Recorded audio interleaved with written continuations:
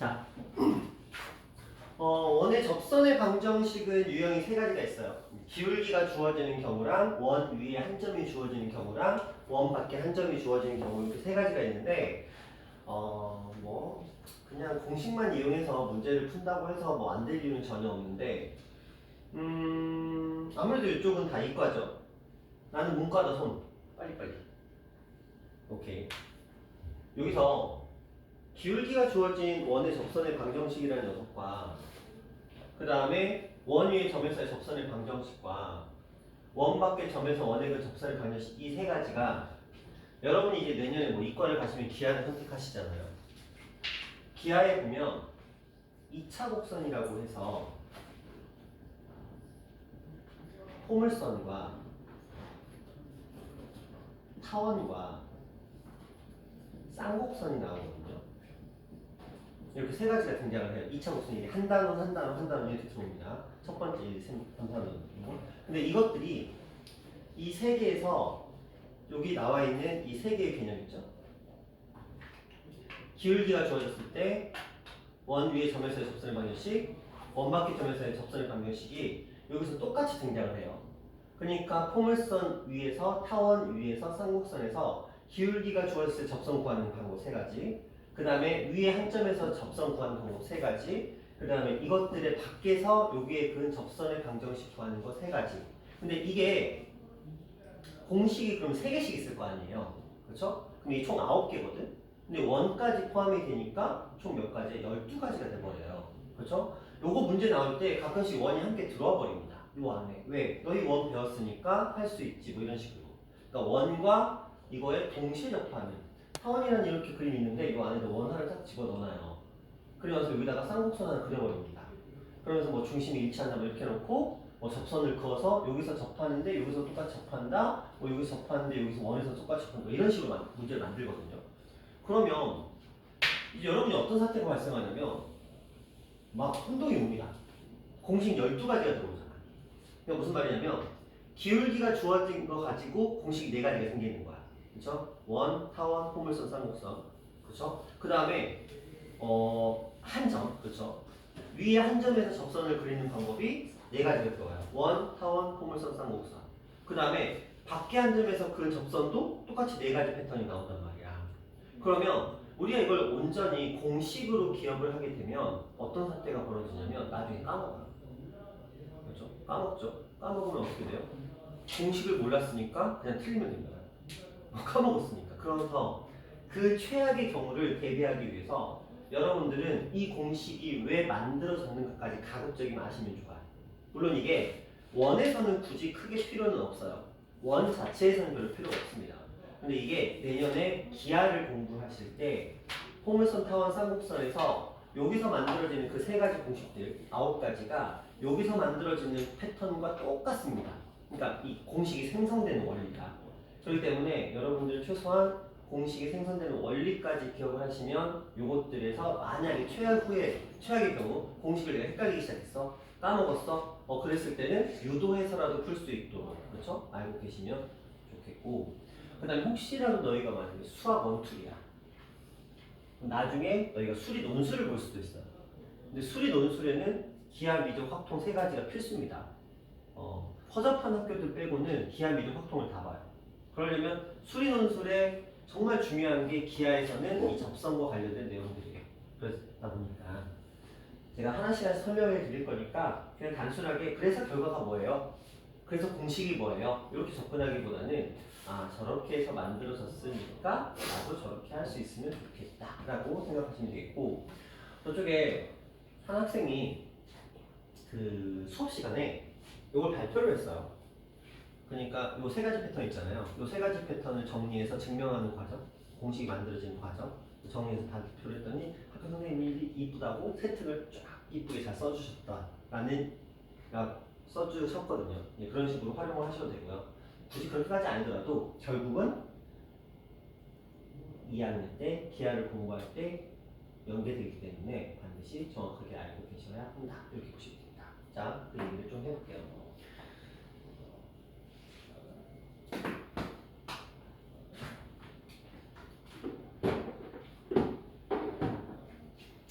처음에 이렇게 이제 시작을 합니다. 원이 주어지는데 기본적으로 x제곱 y제곱은 r제곱이라는 중심을 원점으로 가지는 원이 하나가 주어집니다. 그리고 나서 이렇게 얘기를 합니다. 이 원을 접하는데 기울기를 줍니다.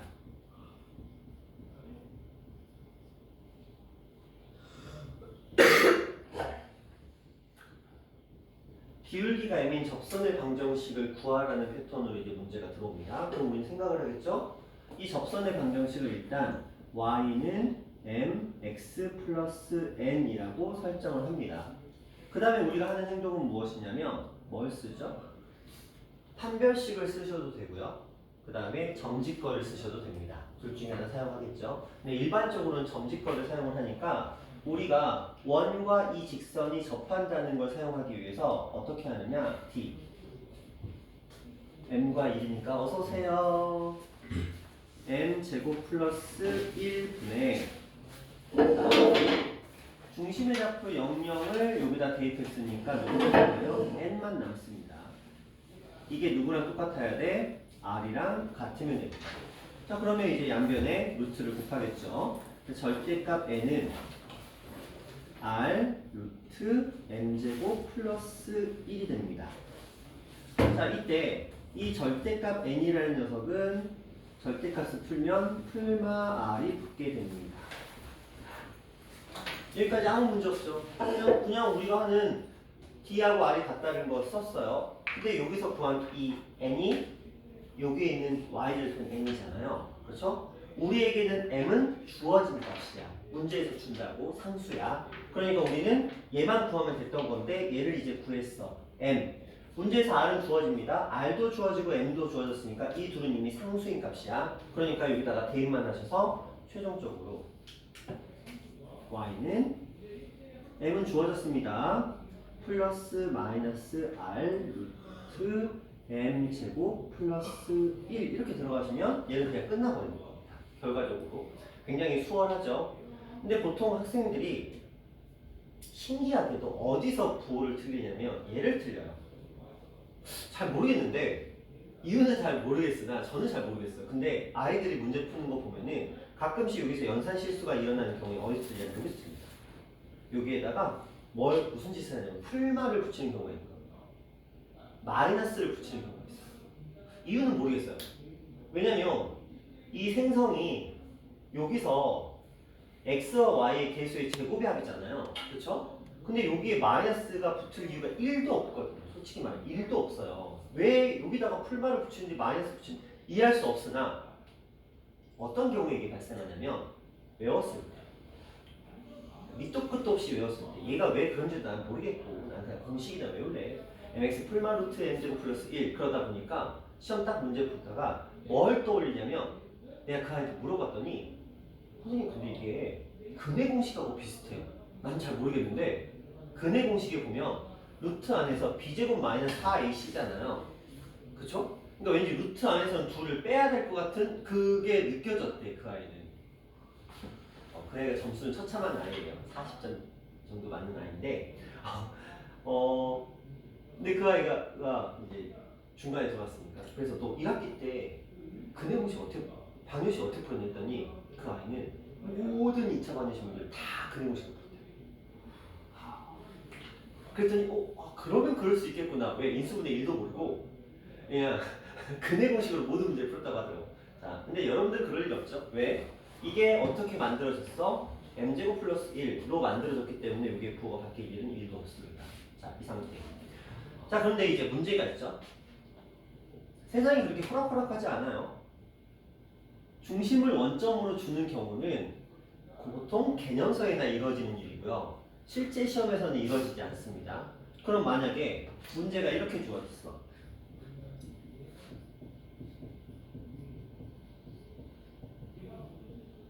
이렇게 주어지고 기울기가 m인 녀석을 구하래.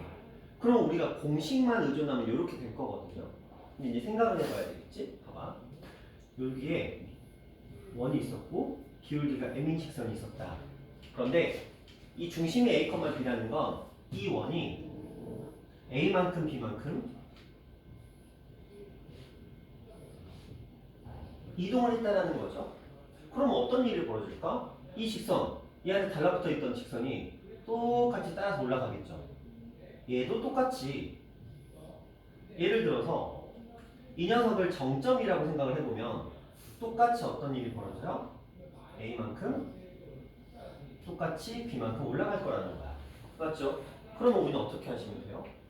도형이동 배워서 알고 계실 테니까 이 직선에다가 살포시 뭐만 얹혀주시면 되냐면 y-b m x-a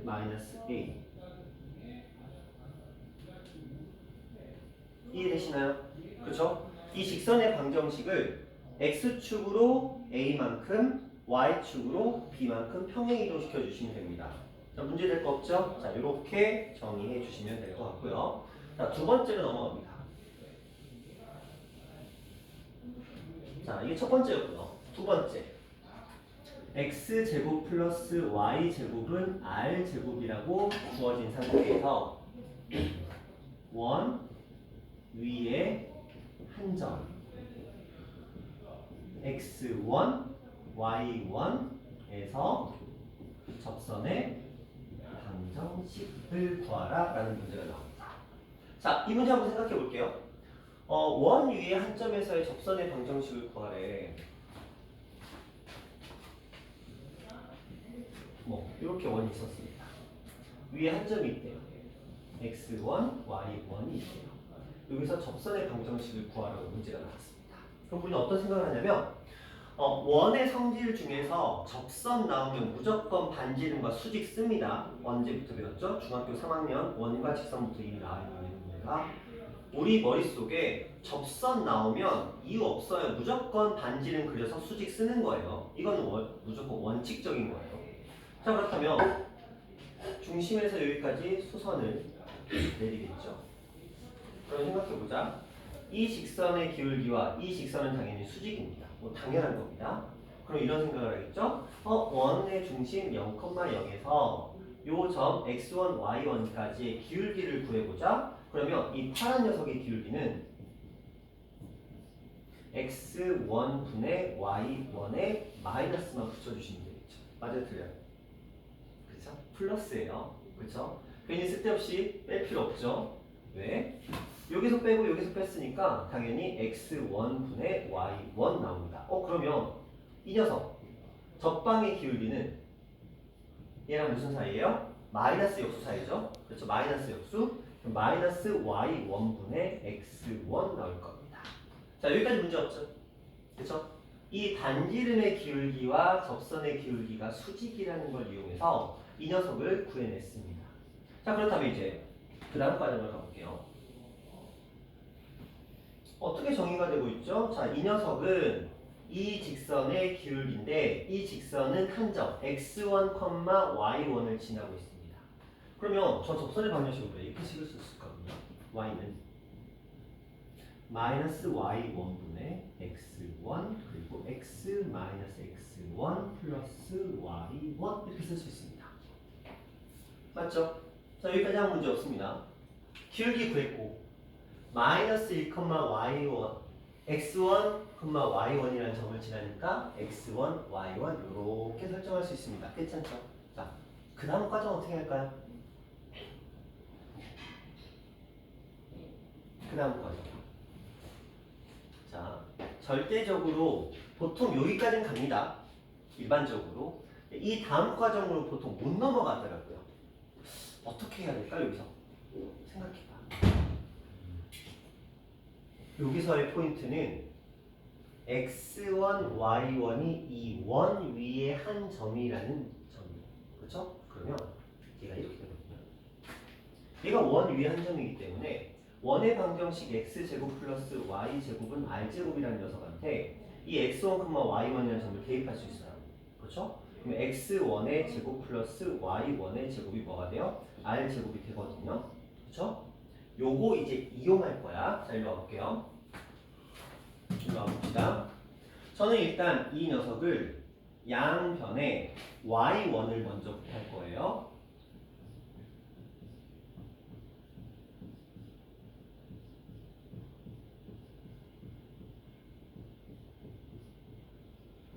자, 여기까지. 문제 없죠? 그냥 양변에 y1 곱했어요. 뭐 딱히 큰 거 한 거 없습니다. 그렇죠? y1 곱했고요. y1 곱해서 날라가고 분배해줬습니다. 그리고 y1 곱했고요. 괜찮죠? 자, 밑에 얘가 뭐예요?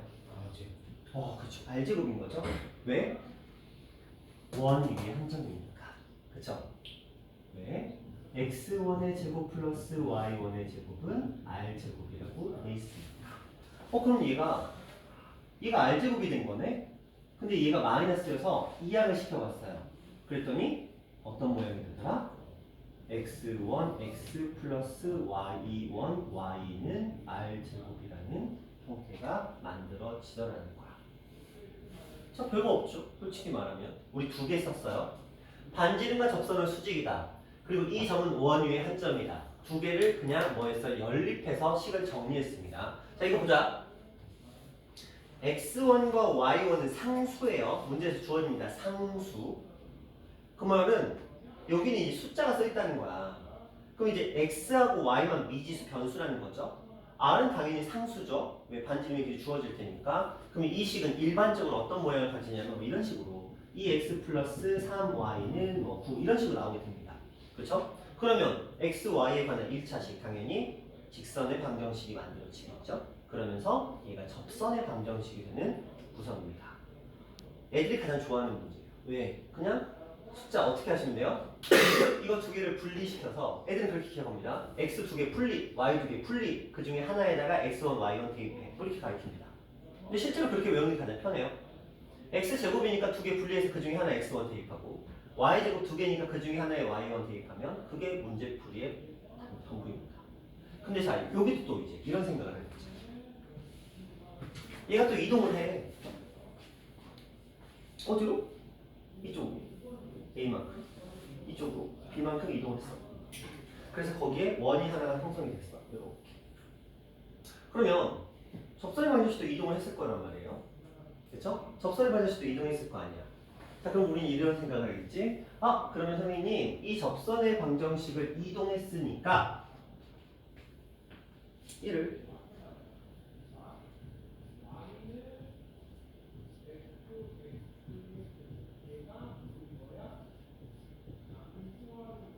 이렇게 생각을 합니다. 일반적으로.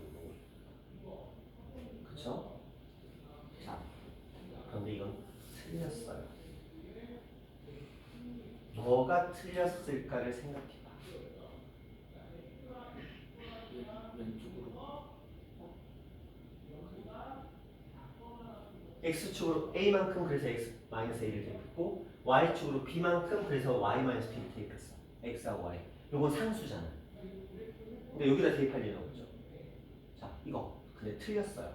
뭐가 틀렸을까?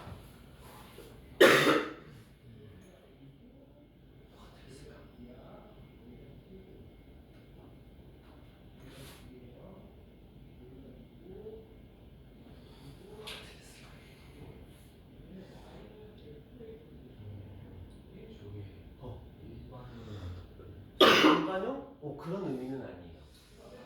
자, 말씀드릴게요. 기억하자. 뭐냐? 얘가 X1과 Y1이죠. 근데 얘는 X1과 Y1이야? 아니죠. X1과 Y1은 아니잖아. 얘는 뭐야?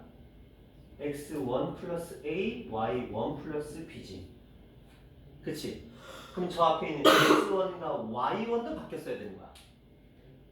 무슨 말인지 아시겠어요? 저 점도 바뀌었어야 돼. 그래프만 이동한 게 아니고 애초에 X1, Y1이 그래프 위에 한 점이었잖아. 이게 원점이라고 쳤을 때 한 점이 X1, Y1인데 평행이동시키면 이 X1, Y1도 어떻게 돼? 평행이동 돼 있겠지. 원 위에 한 점도 평행이동 돼 있겠지. 근데 원 위에 한 점 여기다 놔두고 접선과 그래프만 싹 이동한다? 말도 안 되는 거지. 그렇죠? 어떻게 보면 육체는 놔두고 정신만 이동하냐? 이런 개념인 거야. 영화 같은 거 보면 막 그렇게 하잖아. 영화 샥 이동해서. 그런 맥락인 거죠. 그렇다면 이걸 막기 위해서 어떻게 해야 돼? X1과 Y1도 뭐 해줘야 돼? 이동돼 있어야 돼. 그렇죠? 그래서 이렇게 표현하시면 안 되고요. 이렇게 표현이 돼 있어야 됩니다.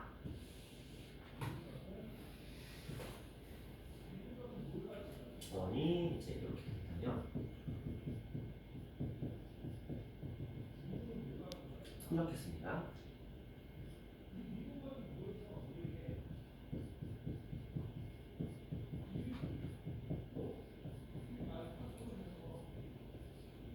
이렇게 들어. 왜?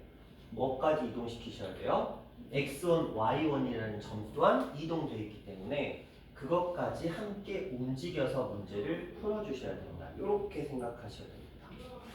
그래서 생각보다 쉽지는 않습니다.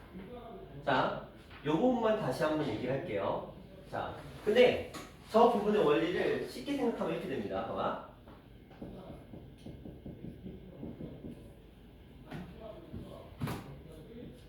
자, 요런 원이 있대요. 요 원 위에 뭐 한 점, 마이너스 3,4라는 점이 있다고 해봅시다. 여기서 접선의 방정식을 구하게 되면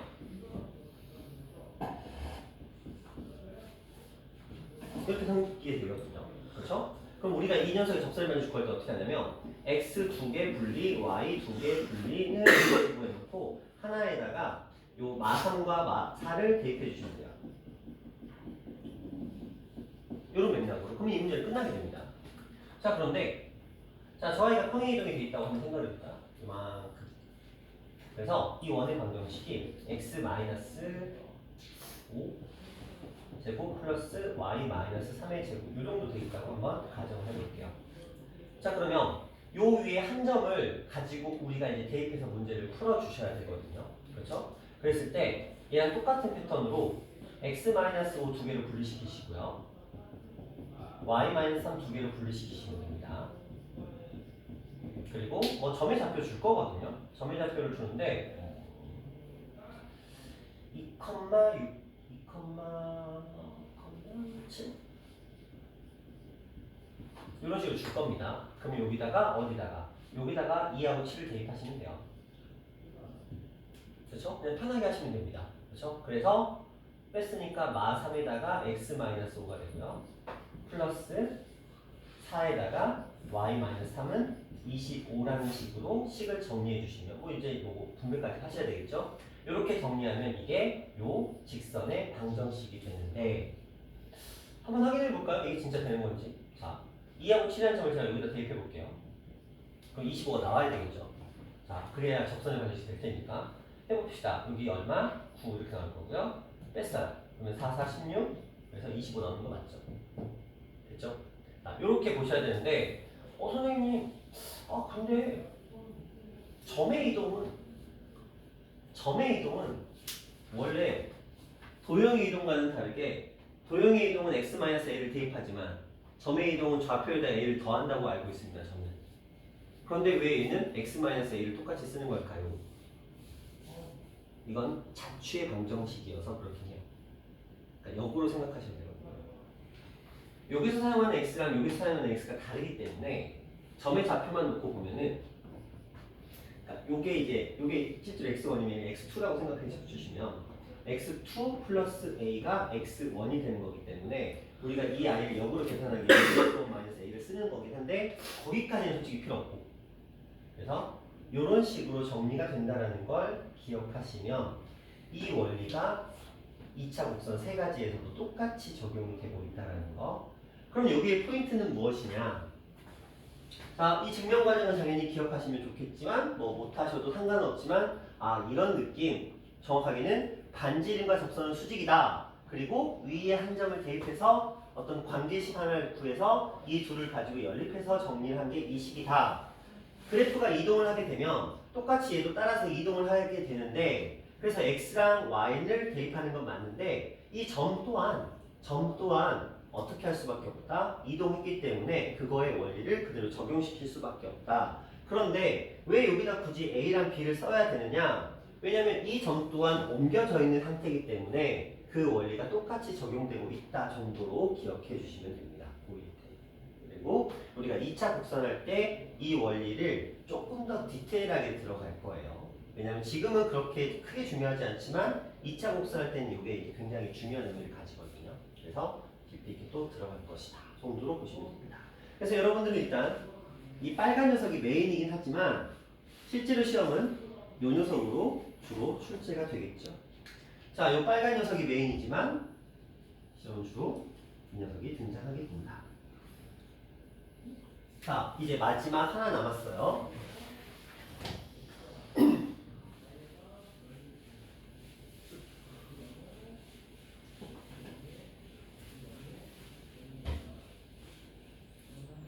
자, 원 밖의 한 점에서 원액은 접선의 방정식 얘기를 해볼게요. 감사합니다. 밖에 한 점이 있대요. 이 한 점에서 원의 접선을 그렸대요. 물론 이쪽에도 이렇게 형성이 되겠죠. 자, 이걸 가지고 이제 또 문제를 한번 풀어보도록 할게요. 자, 원의 방정식이 있습니다. 원의 방정식이 있는데, 일단은 증명하는 과정이니까 쉽게 가볼게요. 자, x의 제곱 플러스 y 제곱은 r 제곱이라는 원의 방정식이 있고요. 자, 요 점의 좌표를 제가 a, b라고 한번 가정을 해보도록 할게요. 준정아, 기상해야 된다. 자, 그러면 요건 이제 풀어볼 건데, 자, 요 점은 주는 거예요. 이거 상수예요. 문제에서 줍니다. 그리고 나서 원의 방정식 줬을 거고요. 자, 문제를 풀 거예요. 자, 어떻게 푸느냐? 저는 이므로 이 접점을 x1, y1이라고 한번 가정을 해볼게요. 뭐 굳이 하자면 얘는 이제 x2, y2가 되긴 하겠지만 어쨌든 간에 자, 그리고 나서 똑같은 행동을 다시 할 건데 뭘 할 거냐면 자, 이 직선을 제가 이렇게 정의를 할 거예요. 왜? 이미 앞에서 해놨으니까 이 위에 한 점을 제가 x1, y1이라고 임으로 제가 이렇게 정의를 한 거예요. 그리고 나서 그 점을 지나는 직선의 방정식을 이렇게 설정을 했습니다. 이게 첫 번째입니다. 그래서 이쪽 파트는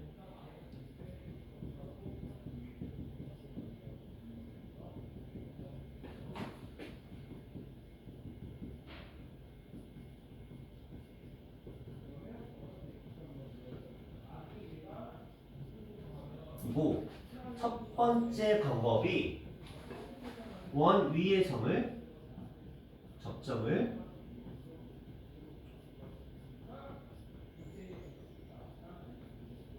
원이 접점을 x1, y1이라고 가정하는 데서 출발합니다.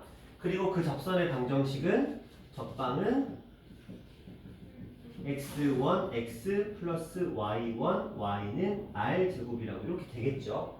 자, 여기 이제 하나예요. 자, 그리고 나서 이 접선의 방정식과 이 원의 방정식은 어떤 사이여야 돼요?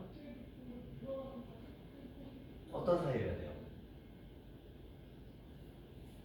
이 접선의 방정식과 이 녀석이 어떤 사이여야 되죠? 당연히 수직이 되겠죠. 그리고 또한 이 접선의 방정식은 어떤 점을 지나죠? a, b라는 점을 반드시 지나야 돼요. 그렇죠? 그래서 이 접방은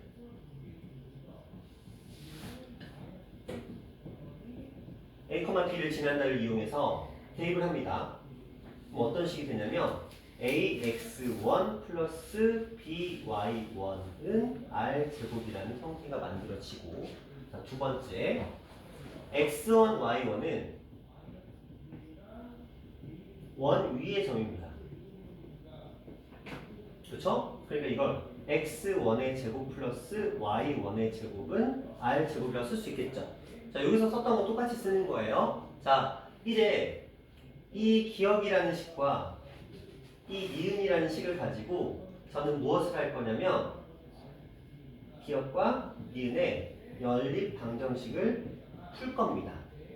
자, 여기 잘 보시면 x1, y1은 지금 현재 미지수예요. 그렇죠? 제가 설정했기 때문에 a하고 b랑 r은 문제에 주어져 있습니다. 상수입니다. 그렇죠? 자, 그러면 얘가 어떤 느낌이 만들어지냐면 식 자체가 x1 제곱, 그러니까 x1에 대한, 그러니까 x1과 y1에 관한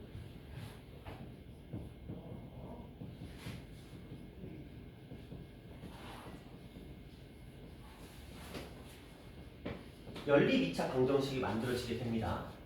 그러면 우리는 당연히 어떤 거를 x1과 y1의 베타, 감마, 베타라는 값을 구해낼 수 있게 됩니다. 그러면 이 x1, y1으로 구한 알파 베타와 감마 델타라는 녀석이 이 녀석이 뭐가 되는 거예요? 이 접점의 좌표가 되겠죠? 그럼 이제 최종적으로 뭐만 하시면 돼요? 처음에 구했었던 요식 있죠? 그쵸? 여기다가 알파, 베타, 감마, 델타를 차근차근 대입하시면 뭐가 만들어지죠? 접선의 방정식 두 개를 만들어낼 수가 있게 됩니다. 되셨나요? 자, 요거를 이제 문제를 한번 잠깐 볼게요. 여러분 책에 보시면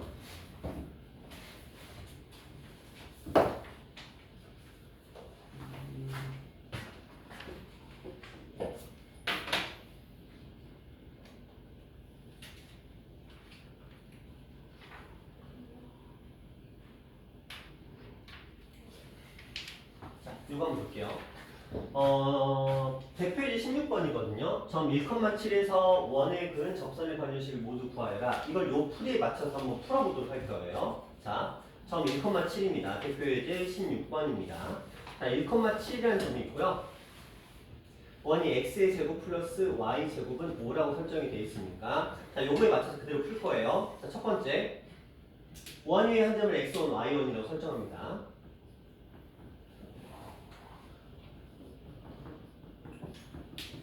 자, 이렇게 설정했고요. 이 직선은 1,7을 지납니다.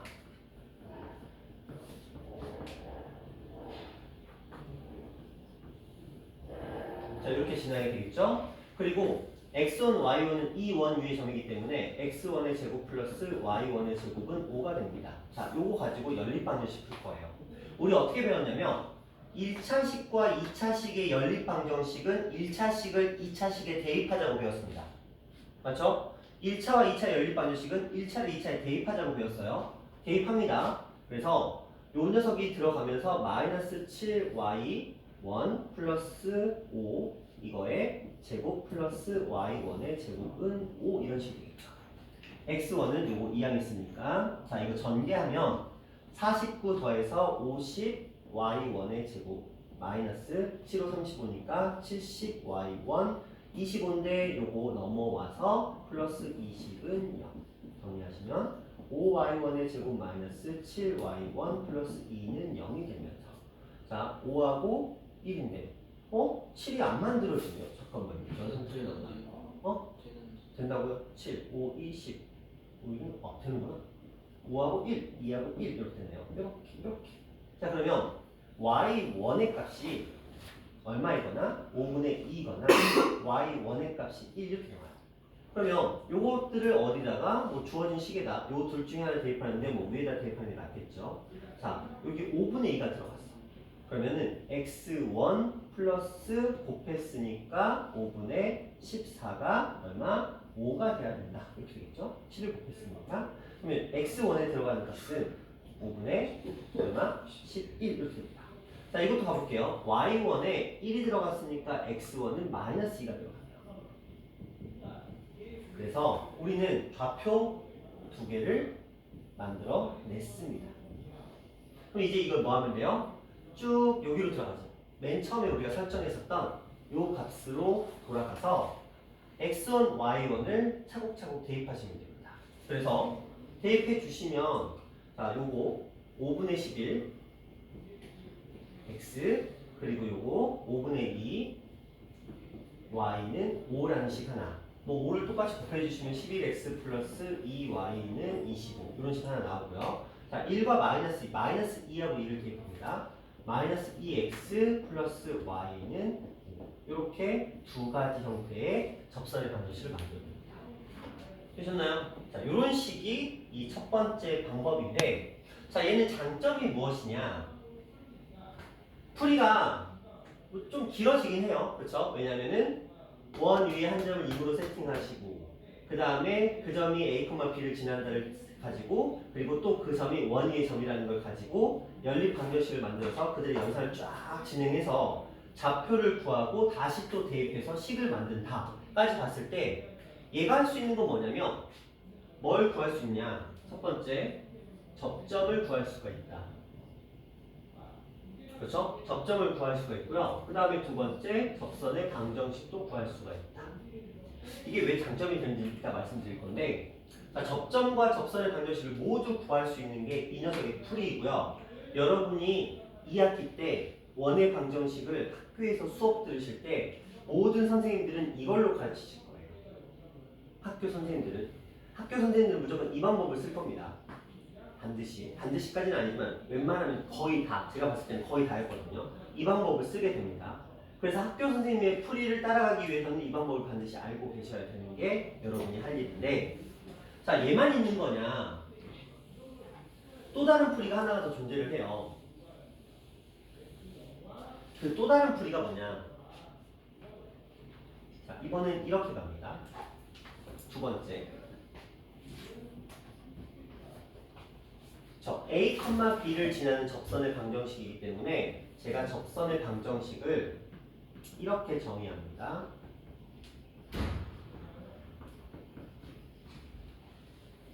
기울기가 뭔지는 모르니까 y는 mx-a 플러스 b라고 접선의 방식을 가정합니다. 자, 그러면 이 녀석의 기울기가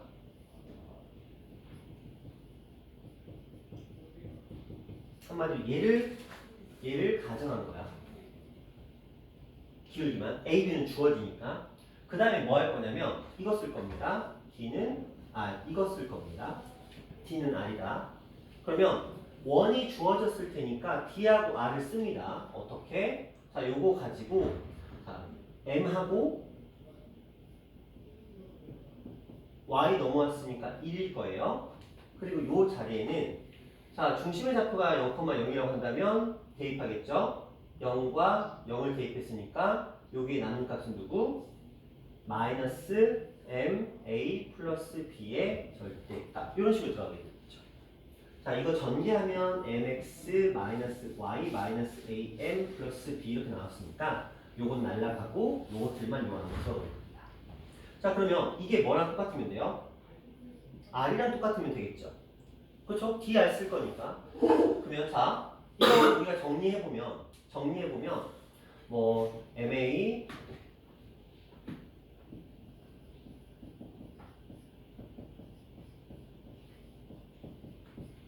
이렇게 해서 누구의 값을 구할 수가 있냐면 m의 값을 구해낼 수가 있습니다. m의 값이 보통 두 가지가 나오는데 이렇게 나옵니다. 그럼 이제 뭐 하시면 돼요? 이것들을 여기다가 대입해서 접선의 방정식을 만들면 문제는 끝납니다. 자, 실제로 이제 문제로 보여드릴게요. 시험 조금만 힘내. 시간 줄 테니까. 자, 문제를 한번 보여드리면 이걸 한번 가볼까요? 자, 점하고 원이 주어져 있어요. 자, 마이너스 3,6이라는 점과 x제곱 플러스 y제곱은 9라는 원이 주어져 있습니다. 그럼 우리는 식을 만들겠죠? y는 m에 x 플러스 3 플러스 6이라고 만들 거고요.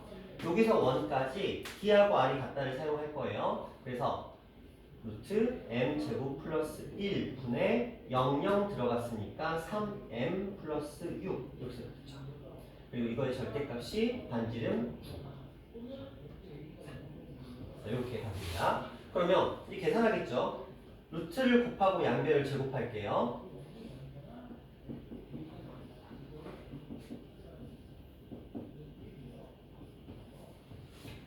이런 식으로 정리가 되면서 이렇게 날아갈 수 있습니다.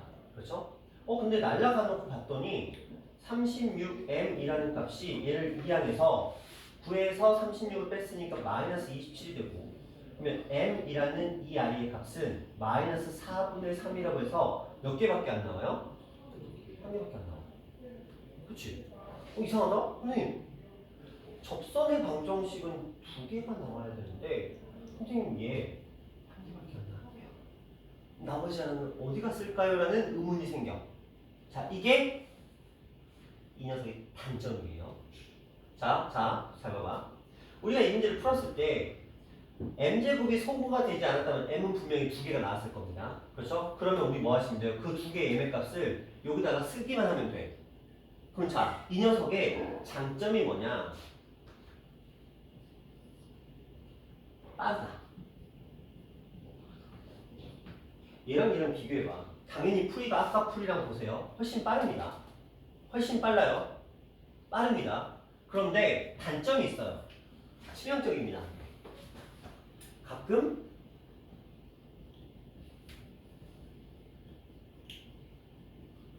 한 개만 나온다는 단점을 가지고 있어요. 시영아, 정신 차려. 좀만 참아. 5분만 버티자. 5분. 팔꿈치를 대면 안 돼. 팔을 내려. 버텨야 돼. 자, 쉬는 시간 줄게. 좀만 참아. 여기서 끊기는 진짜 애매하니까. 자, 두 가지가 있어요. 하나는 빠릅니다. 굉장히 빨라요. 이게 연산이 훨씬 빠릅니다. 자, 과정 자체가 짧아요. 그런데 단점. 답이 가끔씩 한 개만 나옵니다. 선생님, 이게 있을 수 있는 일인가요? 답이 어떻게 하나밖에 안 나오죠? 이유가 이거네요. 봐봐. 이 아이를 보면 이렇게 돼 있는데 반지름이 3이거든요. 그런데 점이 어디야? 마 3,6이에요. 그럼 마 3,6은 여기 있거든요. 우리가 접선을 그리면 이렇게 접선 두 개가 나와요. 얘는 당연히 기울기가 있잖아. 맞죠? 그러니까 우리가 마이너스 4분의 3이라고 알아서 요 식에다 대입해서 이렇게 갈 수 있단 말이야. 그치? 근데 문제는 얘야, 얘. 분명히 직선 존재해. 그치? 근데 얘는 기울기가 당연히 없지. 애초에 함수가 아니니까. 얘는 그냥 직선의 방정식이니까 기울기가 있을 수가 없잖아요. 얘는 그냥 뭐야? x는 마3이라는 녀석이 만들어지는 거야. 그치? 선생님 그럼 얘는 어떻게 알아요? 알아서 그려야 돼. 어떻게? 그래프를 그렇지. 그래프의 도움을 받아서 왜냐면 두 가지가 있거든요. 이 경우도 있지만 이런 경우도 있어. 있는데 접선의 방정식을 구했는데 얘가 이렇게 올라가는 경우가 있을 수 있단 말이야. 그렇지? 얘가 중심이 여기인데 이 점이랑 이 점이랑 이렇게 평행할 수 있어. x축에 평행할 수 있어. 그럼 얘는 어떤 선이 되는 거야? y는 얼마 이렇게 나오겠지. 그치? 얘는 기울기가 있겠지만 근데 얘는 기울기가 0으로 뜨겠지. 0. 그쵸? y는 얼마니까 기울기가 0으로 뜨긴 해. 그러니까 얘는 어쨌든 이 m의 값이 0 하나가 나와. 얘는. 그쵸? 왜냐면 얘 0과 얼마 나올 거 아니야. 그러면 뭐 m에 묶여서 m 마이너스 알파 이렇게 뜨겠지. 0은 떠. 얘는 문제가 안 돼. 얘가 문제가 되는 거야 항상. 그러니까 시험에 선생님들이 일부러 얘를 내. 그래서 이거 쓰는 애들을 약간 저격하려고. 그러니까 패턴만 왜냐면 아이들 입장에서는 이게 나을까 아이들 입장에서 봐봐. 당연히 이게 낫지. 왜? 훨씬 깔끔하니까. 자, 그러다 보니까 아이들이 이걸 주로 쓴단 말이야. 물론 이거 쓰는 사람도 많지만 이거 쓰는 사람들 많아요. 어떤 경우에 머리 좀 돌아가는 애들이 이걸 써. 근데 저 복잡한 거 너무 싫은데요. 단순하게 해주세요. 하나만 해주세요. 그러면 이걸 쓰는 애들이 많아요. 그래서 보통 2등급, 3등급은 이걸 많이 씁니다. 1등급 애들은 이거 훨씬 더 많이 씁니다. 일반적으로. 근데 그러면 이 선생님들은 일부러 이걸 내는 거야. 답이 하나. 괜찮아. 답이 하나 뜨면 그러니까 평상시에 답을 우리가 매번 그릴 필요는 없어요. 그런데 어떤 경우에만 답이 하나 뜨면 확인만 해주시면 돼요. 답이 하나 뜨면 이거거든? 그럼 선생님 그럼 어차피 답이 하나 뜨면 무조건 이거라며요. 답이 하나 뜨면 무조건 x는 마3 쓰면 되는 거 아니에요? 물론 그렇긴 한데 그래도 확인을 해보라고요. 그래서 공부할 때는. 그래서 답이 하나가 뜨면 x축의 수직인 녀석. 왜냐면 x축의 평행 녀석은 0이라는 답이 나올 테니까. 그래서 이 부분을 체크해 주셔야 되고요. 근데 단점이 하나 또 있어. 그러니까 얘는 두 가지의 단점을 안고 가거든요. 두 번째 단점. 접점? 몰라. 그쵸? 얘는 접점과는 아무 관심이 없어요. 그쵸? 접점에 대해서 1도 관심이 없습니다. 어디서 만나는지 나는 그런 거 몰라요. 나는 그냥 무엇만 구할 거야? 기울기만 구할 거야. 그쵸? 그런 관심으로 접근을 하게 됩니다. 그러니까 만약에 문제가 접점의 좌표를 필요로 하는 문제가 있을 수 있잖아요. 접점의 좌표를. 그런 경우에는 얘를 쓰시면 안 되고 얘를 쓰셔야 되겠죠. 얘를. 왜 접점의 좌표까지 필요한 거니까. 이해하시나요? 되셨나요? 그리고 마지막 하나. 아, 5분이었는데. 시험 한 3분. 오케이, 좋아요. 고마워요. 자, 요렇게까지가 이제 원액은 접선의 방정식 세 가지 형태였고, 하나만 마지막으로 하나만 더 설명할게요. 시험의 종종이 이렇게 나옵니다. 시험 어떻게 나오느냐? 마지막 별이에요. 이런 거. 여기 있고요. 여기서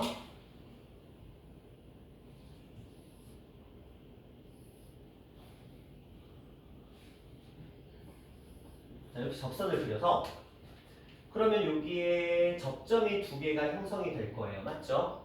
그리고 나서 맨날 그럽니다. 여기 A라고 하고 B라고 한답니다. 그리고 나서 이 A, B를 연결한대요. 이렇게 연결한대요. 그리고 이 직선의 방정식을 구하세요. 이렇게 보통 냅니다. 이게 은근히 나옵니다. 특히 이제 원당고에서는 이게 종종 나오거든요. 그러니까 아라나 이음이나 뭐 다른 학교들에서는 그렇게 막 자주 등장하는 녀석은 아닌데 이 원당고에서는 종종 나옵니다.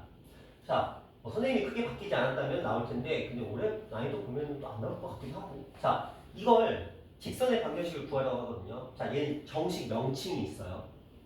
얘를 우리는 뭐라고 부르냐면 혹시 알아? 오케이. 극선의 방정식이라고 부릅니다. 실제로 있는 명칭이에요. 이게 예전에는 이게 교과서에도 있었던 내용이기는 해요. 근데 지금은 이제 없어진 지 한 10몇 년 되긴 했는데 극선의 방정식이라고 부릅니다. 그래서 이제 나이가 좀 있으신 선생님들, 40대 후반, 50대 선생님들은 이걸 아직도 기억하고 계셔서 문제로 많이 냅니다. 근데 젊은 선생님들은 머릿속에 없을 경우가 좀 많거든요. 자, 그러면 이 녀석을 어떻게 풀 것인가? 이렇게 그냥 푸시면 돼요. 공식 하나는 먼저 알려드릴게요. 자, 이 점의 좌표가 A, B입니다. 그리고 이 원의 방정식이 x제곱 플러스 y제곱은 r제곱이라고 만약에 한다면 이 극선의 방정식은 저기 있는 녀석과 똑같습니다.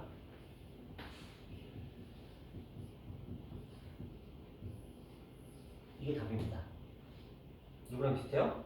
원 위에 한 점에서 접선의 방정식 있죠? 여기 썼던 거 얘랑 풀이가 똑같아요. 형태가 똑같죠? x1, x, y1, y는 r제곱. 단지 여기서는 원 위의 점이 아니고 어디의 점이야? 원 밖의 점이죠. 그렇죠? 이거 가지고 이 식을 만들어서 식을 만들어 주시면 됩니다. 그러니까 되게 쉬워요. 원 위의 점 대신에 원 밖의 점을 쓰고 공식은 똑같이 들어갑니다. ax 플러스 by는 r제곱 이런 식으로 식 자체가 만들어지게 되는데 이 아이의 생성 원리는 똑같습니다. 뭘 쓰냐? 이 점을 지나는 방정식 그리고 이 녀석을 쓰는데 이때는 뭘 쓰냐면 이걸 씁니다. 이거 뭐예요? 중심에서 중심까지 연결한 중심에서 이 점까지 연결한 이 직선과 이 녀석은 현이 되잖아요. 현의 방정식이니까 여기가 반드시 뭐가 돼요? 반드시 수직이 됩니다. 자, 그럼 이거 한번 설명을 해볼게요. 자, 이 녀석을 가지고 우리가 이제 식 자체를 만들어낼 텐데